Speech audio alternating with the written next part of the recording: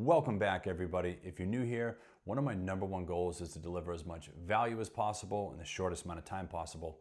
So we're going to jump right into it. Today we're having a discussion about the striking similarities between the Roman denarius and the US dollar. And unless you've been living under a rock, it's no secret that a dollar doesn't go nearly as far today as it used to. And that's thanks to government deficits, printing bonds, and printing money out of thin air. And that's essentially the playbook that many nations and empires have used over the years, including all the way back to the BC times for the Roman Empire. And in this video, we're going to be talking about the history of the Roman denarius, the history of the US dollar, this playbook that these nations and empires have been using, how history repeats itself, though not exactly the same, but they say sometimes it rhymes. And then we're going to talk about who this hurts most and who this benefits most. So the first thing we're going to discuss is the Roman denarius there on the left. Now, a little bit of history. Rome was a republic before all this started happening. What that means is that the citizens would vote in their elected officials, their politicians, pretty similar to how we do it today. Not exactly the same, but they had consuls, senators, all that good stuff. But as time went on, the people in those positions of power became very corrupt. And it really agitated people.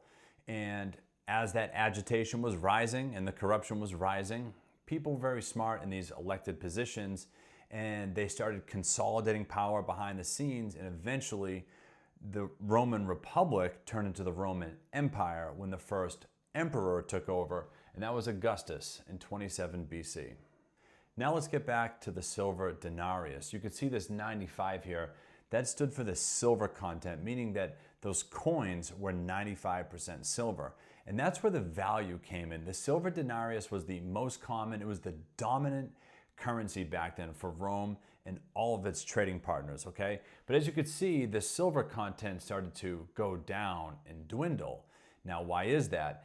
And here, Nero in 64 AD, about 80 or so years after Augustus took over, he was one of the first people to start devaluing and taking a little bit of silver out of the denarius and putting in less valuable metals. And you can see the silver content was about 90%, only 80 years after Augustus took over. Now, you're probably wondering, why would someone want to devalue their currency? Once again, like in the beginning of this video, if a government is spending too much on wars or a famine, you name it, and they're not taking in enough in taxes because their citizens say, I'm not paying anymore, you have what's called a deficit. So emperors back then said, if we pull back on this silver a little bit and we put in some, copper, iron, you name it, we'll be able to devalue our currency. We can mint more of these coins and we'll be able to bridge that gap. And as we can see, the devaluation of the currency only gets worse and worse as time goes on. Now, why is that? Remember, this is the Roman Empire, well known for always looking to expand its territory, and usually not in a peaceful nature. War. And wars are expensive. You need troops you have to pay. You have to feed them. They need weapons. You're going to have to build ships to get them their supplies. You're going to have to grow crops. Now, all that is very expensive. If you throw a bad season of crops into the mix, now crops become more expensive. If there's a famine on the home front, you have to give your citizens food. Now the troops are going, I'm starving. If there's a plague or an unexpected war on the other side of your empire, all of these things are very expensive to deal with, especially if you're dealing with them all at the same time. So what do these emperors do? They overspent because they had to spend money on all of these different things, so they overspent. They went to their citizens and said, we're taxing you. Eventually, you hit that level where the citizens say, no more, we're not paying any more in taxes. So you have what's called a deficit still. So then the emperors were forced to debase their currency. And that's why you see, as time goes on, Caracalla here in 215 AD, the silver denarius was 50% silver. And not even 100 years later, with Gallienus, 270 AD, the silver denarius was under 5% silver content. And once again, the silver denarius was well respected and highly desired because of its silver content. And as we work our way down this list here, 95, 90, 50, under 5%, what's been happening? That age-old playbook of overspend, tax, and debase has been going on as all these crises, wars, famines, you name it, have been taking place. And some emperors even got creative enough to try some new things like price controls, where they said the price of grain and the price of paying a soldier were going to remain the same for a year. That'll stabilize everything. Not let's get our budget under control and maybe not tax our citizens so much. Let's do this. Let's try to control the price of everything. That'll fix it. Wrong. It was a complete and total failure, and that also happens here for the United States. Now let's move on to the US dollar. Here, Woodrow Wilson was president at the time where the Federal Reserve came into play in 1913.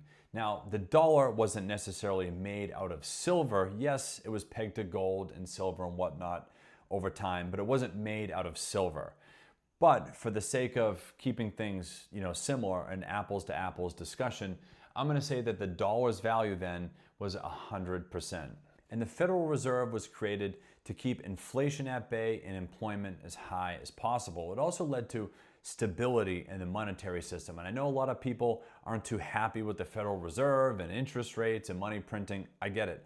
But before the Fed was created, there were what's called bank runs. People would hear some bad news and they would hear it from someone else, and then it would end up in the newspaper. And then before you know it, everyone was sprinting to the bank, getting in line and withdrawing all their money in what was called a bank run. It caused complete and total pandemonium, and the Federal Reserve was, I guess, invented or created to help alleviate that sort of pandemonium and prevent it down the line. But moving on to the Bretton Woods Agreement in 1944, towards the tail end of World War II, when the war was almost over, the United States hosted a big meeting in Bretton Woods in New Hampshire to discuss monetary policy for the world. So the US and about 30 other nations got together and said, we're going to peg the US dollar to gold. 35 US dollars is going to be equal to 1 ounce of gold. And all those other nations then pegged their currency to the US dollar, trying to create some sort of stability when it came to money across the globe. But around that time, governments around the world, including the US, were already printing money to try and deal with the deficits that they were running due to the World War. And if you take a look here, the US dollar's value is about 56% of what it was back when the Federal Reserve came into play, barely 30 years before.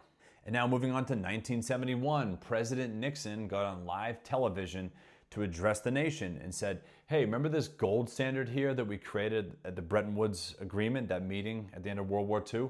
We're coming off that. We're overspending, we've taxed you enough, and now we're going to have to debase our currency. Remember, it was $35 for an ounce of gold. That was called the gold standard, but that link was cut. And then the government could create spending bills that were astronomical. The Federal Reserve could then buy up any of these bonds and drop interest rates real low to make money borrowing very cheap to help bridge all of these gaps. But really, the first problem was, you guessed it, overspending.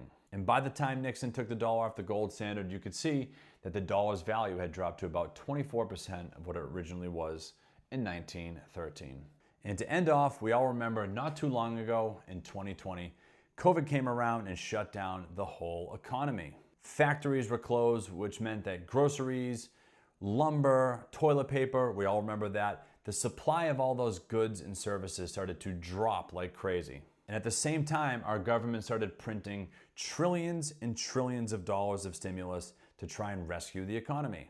And the third thing that was happening, the Federal Reserve dropped interest rates to zero, which meant you could borrow some of these trillions of dollars at next to nothing. So now you have trillions of cheap dollars being thrown into the economy that are now chasing very few and even dwindling amounts of goods. This led to massive inflation. When you have too many dollars chasing too few goods, it leads to inflation. And as we've worked our way down this list, you could see that the age-old playbook has come back into play. Overspend, tax your citizens, debase your currency. And this happened time and time again, where by the time 2020 came around, the US dollar had fallen to about 4% of what it originally was back in 1913, when the Fed came around. And in the last 5 years, even more money has been printed, trillions more, and taxes have actually been even reduced further, meaning the deficit has only got wider, which meant the debasing of the currency has only got worse and worse. So remember, history repeats itself, and it often leads to a severe devaluation of the currency and inflation at times. And here are the final few points I'm going to make here at the bottom. Remember, the government's going to debase its currency to pay its debt. Why does it have a debt? It's overspending. It's spending more than it's taking in taxes. Now, if you or I did that, we'd be what's called bankrupt. If we didn't pay our mortgage, the bank would take our house back. If we didn't pay our car payment, the bank would take our vehicle back. Now, when the government does it, what does it do? Well, it doesn't lose anything. It just creates what's called an IOU, or a bond, to get some money to bridge that gap between its expenditures and its tax income. Once again, that's a deficit. But to bridge that gap, it prints bonds. It goes into debt. It has IOUs. Now, who does this hurt most and who does this help? Believe it or not, it does help a select few. Anytime the currency is devalued, this is going to help the elite that own real assets like real estate, stocks, and gold. They're going to prosper during these times. And as these booms and busts and currency valuations have happened over time, this same story occurs throughout those same periods of time. The elite that own assets, they do very well. Whereas the assetless, poor and middle class, people who have very few assets, they're left behind. Now, let's think of this like a rising tide. When the trillions and trillions of dollars were printed, it was like throwing more water into a pool, and the pool started to rise. Now, if you're holding onto a bunch of life vests or floaties, you're going to float to the top. Think of assets as a life vest or a floaty. As more money is being poured into that pool, you're going to rise with it. All your assets, all the stocks you own, the homes you own, gold, silver, all that good stuff. All those real assets, they're going to help you rise as the water rises. But if you don't have any assets or you don't have any floaties, you're going to be left behind as that water starts to rise in that pool. So you might be wondering, where do we go from here? I truly don't know, and I really don't have an opinion on this. But one thing's for sure, there are striking similarities between the silver denarius of Rome and the US dollar.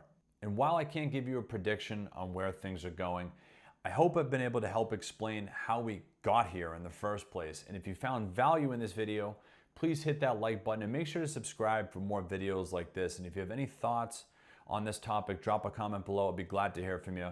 Thank you so much for tuning in, and I'll see you next time.